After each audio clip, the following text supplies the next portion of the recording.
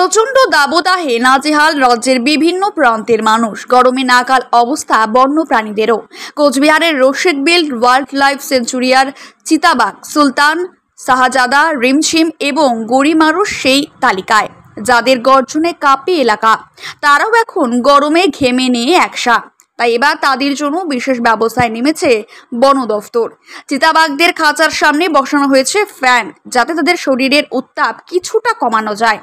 প্রতিদিন 2 থেকে 3 বার ঠান্ডা জলে স্নান করানো হচ্ছে, যাতে গরমের দাপট থেকে খানিকটা রেহাই মেলে। পরিবর্তন এসেছে খাবারের মেনুতেও। হালকা মাংস, ওয়ারেস ও ফলমূল রাখা হয়েছে ডায়েট চার্টে। শুধু চিতাবাঘই নয়, অন্যান্য পশু পাখিদের সুরক্ষাও নেওয়া হয়েছে নানান পদক্ষেপ। ম্যাকাও, টিয়া, ময়না, গোল্ডেন ফ্রিজেন্ট, সিলভার ফ্রিজেন্টদের খাবারের বাদাম ও বীজের পাশাপাশি যুক্ত হয়েছে রসালো ফল, তরমুজ, শসা। হরিণদের জন্য ছাউনি তৈরি করা হয়েছে খড় দিয়ে। তৈরি হয়েছে জলাশয়ও, যাতে ডুব দিয়ে কিছুটা স্বস্তি পেতে পারে তারা।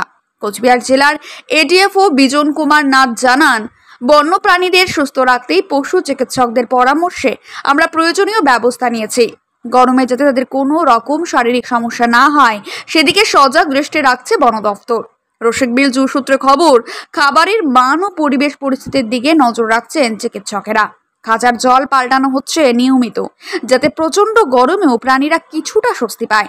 সেই লক্ষ্যে চলছে বিশেষ তদারকি। এখন তো কিছুদিন আপনারা দেখছেন যে যথেষ্ট দুর্বিষহ গরম পড়েছে, এবং এদের একটু এই সময়টাতে এরা যাতে একটু ঠান্ডা থাকে, শরীরে ঠান্ডা থাকে, সেই জন্য আমাদের এই যে খাঁচাগুলোর মধ্যে আমরা কিছু ওই স্ট্যান্ড ফ্যান দিয়ে ওদেরকে হাওয়া যাতে পায়, সেই জন্য ব্যবস্থা করা হয়েছে। অ্যাকচুয়ালি আমরা গরমকালে কিছু কিছু মেজার নিই, যেমন এদের দিনের মধ্যে 2-3 বার করে স্নান করানো নিয়মিতভাবে, কিছু ঘন্টা অন্তর অন্তর, কারণ এদের শরীর গরম হয়ে যায় বাঘে। আর তার সঙ্গে যেটা আমরা আরও করি, যেসব অন্যান্য প্রাণী আছে তাদের যাতে রসালো ফল জাতীয় খাবার দেয়া হয়, ঠিক আছে, সেটা আমরা ব্যবস্থা করি।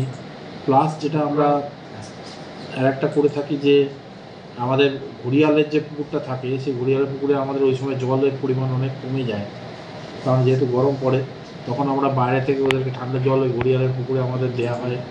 তাছাড়া বিভিন্ন জায়গায় যে ওদের শেডগুলো থাকে, তাতে আমাদের খড় দিয়ে, বিভিন্ন প্রাণীর শেডগুলো খড় দিয়ে এগুলোকে মেরামতি করা হয়। এই রকম বিভিন্ন বিভিন্ন স্টেপস আমরা এই সময় গরমকালের জন্য, যাতে ওদের তীব্র দাবদাহের হাত থেকে ওরা বাঁচতে পারে, সেহেতু করা হয়।